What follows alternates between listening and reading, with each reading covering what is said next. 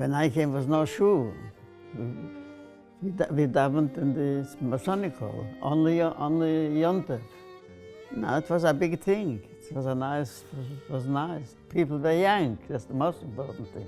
You come to the synagogue because one has a sense of the need to belong.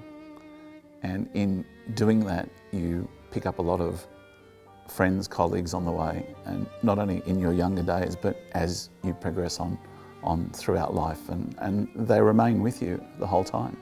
The Kahila was formed by a group of Holocaust survivors who came to a new land, had to try and forget what had happened to them, yet remember, all the things that they had to go through. And we as the community now have to remember the past and remember why we were established and continue to honour their legacy. The survivors, I had a lot of time for them because they came from nowhere, and you would have thought that these people would forget about Judaism, and yet they continue to strive and continue with their religion in spite of what happened in the Shoah, and that left a great impression on me, and I admired them a lot. And remember, they were very poor, and in spite of their poverty, when they came here, they managed to build a synagogue, they managed to build a community in Maroubra, and to me that was one of the greatest things that happened in my life. We came to Maroubra because we wanted to continue to live a Jewish life. And this was a synagogue which was established by the Holocaust survivors. So there are a lot of interesting characters here, and a lot of people that had seen obviously difficult times in Europe, but still came here and set up a community and still had a lot of faith in their Judaism, and they were inspiring people. Where I was born, I don't want even to remember I was born there. I hate every minute of it. We were treated like, not second class, like 100-class citizens. We had no right. We can watch a million films about the Holocaust, and we will never understand what it's like to have some thug kick your door down at 11 o'clock at night and terrify your family.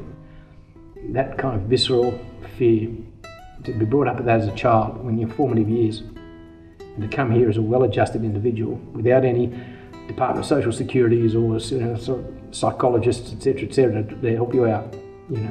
I think it says enormous things about not only those individuals, but the benefit they had of coalescing and coming together and supporting each other, because that's the only support they got.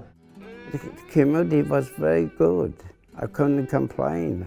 To me, it was a Jewish place. That's what I wanted. We communicate with everybody, and I was happy to stay here.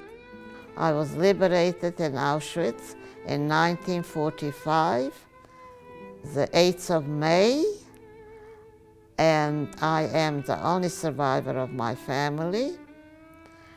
I have decided Australia is the furthest away. I didn't know anything where Australia is or whatever. I will apply to get a permit to come here, because it was the furthest from Europe. Here they'd survived the Holocaust, and here they were davening. There was one man in particular, Mr. Goldberg, a wonderful man, came to Minyan all the time. And I remember him saying to me once, he said, Rabbi, he said, I was not going to let them get the victory. I came into this shul, and by coming to davening, it showed we survived them. And then God helped me out to survive, that I should pay it back, whatever it was done to me. The Jewish Welfare Society took me over here, and I met a friend. He was here in Sydney too. He met me, and we've been neighbors in Munich, in Germany. He said, Jacob, I registered myself to go to Australia.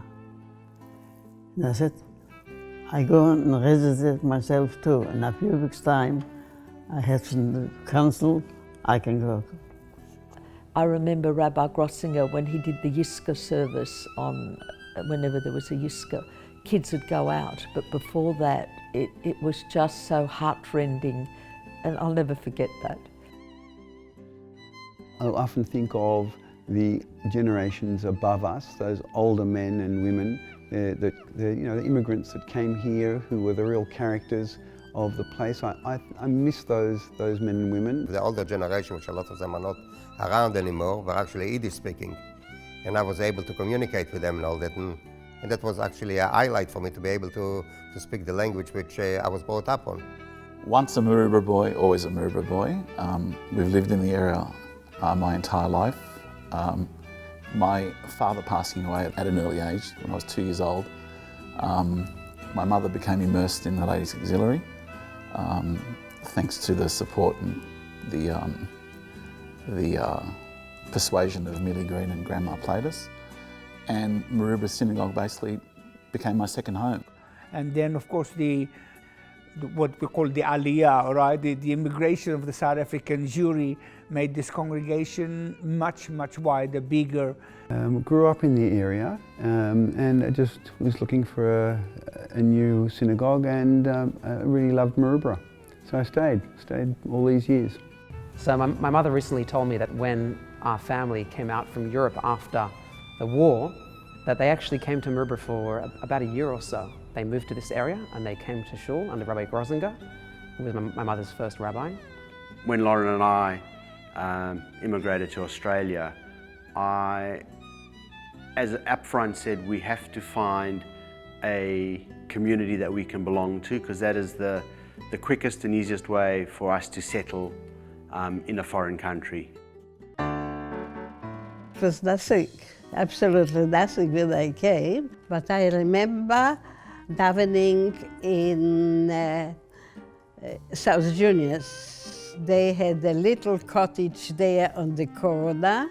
It was very hard, but we were free. Gus Stark, I think he's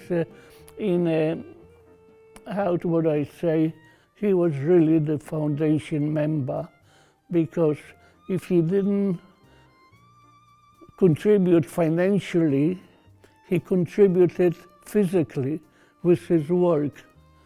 So at this stage I can only tell it that I contribute a lot of physically too. The first alarm system, which was built in that shul, which some of it still exists here, was built by me. I was climbing through the roof under the beam and God knows where to installing all those things. My husband was involved with the synagogue ever since we moved here. So we are all old members of this shul, which is very dear to us, and we were proud, very proud, to be able to continue the heritage what we come from. We built a house and we had my mother with us, and well, we joined the shul straight away because I said to my husband, well, that's the only way we're going to meet people in the area. It was after Dr. Cohen, he was president at first, then my father was president. He was a real, if you know the expression Yeke, a real German in that sense, and that everything had to be correct, well done. He needed discipline in the shul. If people were noisy, he'd bang on the bima. He conducted the first services too. He was knowledgeable. He could do Torah, read from the Torah. He could sing. He could conduct the services. We were members before the shul was built. Many times I didn't have any jobs, but if I wanted to eat, I used to come here in the kitchen, which is still the same kitchen, to have something to eat, to have a nash. The community was very, very close to each other. You know why? Because 99% European. On Sukkot, not everyone could have a sukkah. Those that had, you just went up to their homes on Sukkot, and it was really, really nice.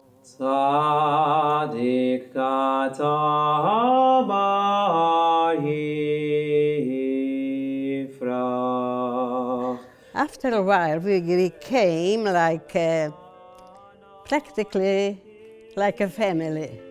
moved to Maroubra when we got married. My parents bought our house here. My wife was a local girl. I started attending Shabbat here and found it was a beautiful, warm, a lovely Hamisha community where everyone knew everyone, and it was very warm and welcoming. There was no distinctions.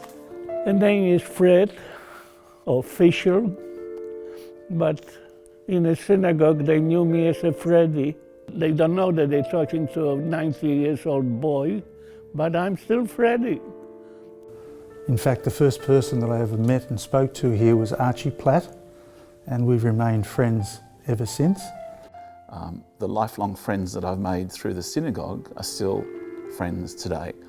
It was always a Hamisha, warm, welcoming place. It hasn't changed in all these years. That's still been a constant, which is a wonderful thing. Something that you don't find anywhere in any synagogue, and I hope it still continues, is the warmth that this congregation has had.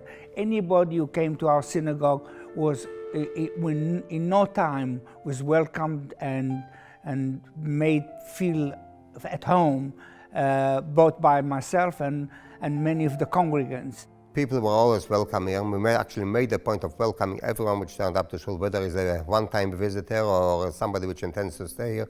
We always welcome people, and people love to be here.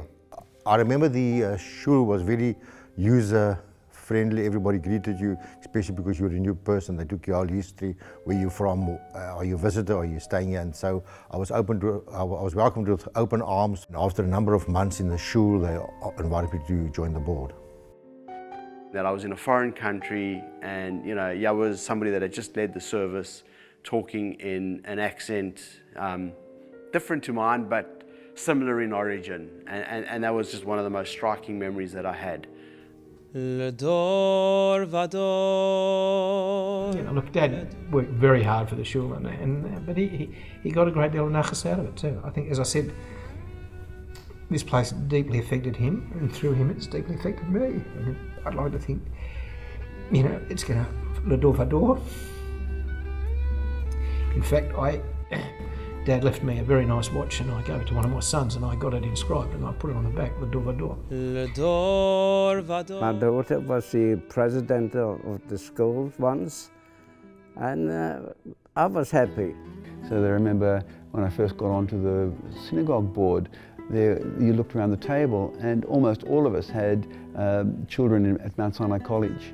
So there was all these layers of connections. It was actually wonderful.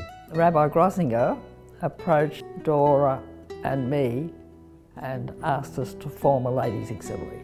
We sort of kept the cost of these Kedushim to the minimum so that we had this huge check at the end of every year to present to the Board of Management. We didn't have a Kenwood or a mix master, but somebody was finished with one or something like that, and we would take it. And that's how we sort of built up the kitchen, on people's throwouts, virtually. My mum got involved with the ladies' auxiliary and participated and helped there for many years. And then both of my older sisters also participated in the ladies' auxiliary and were presidents of the ladies' auxiliary.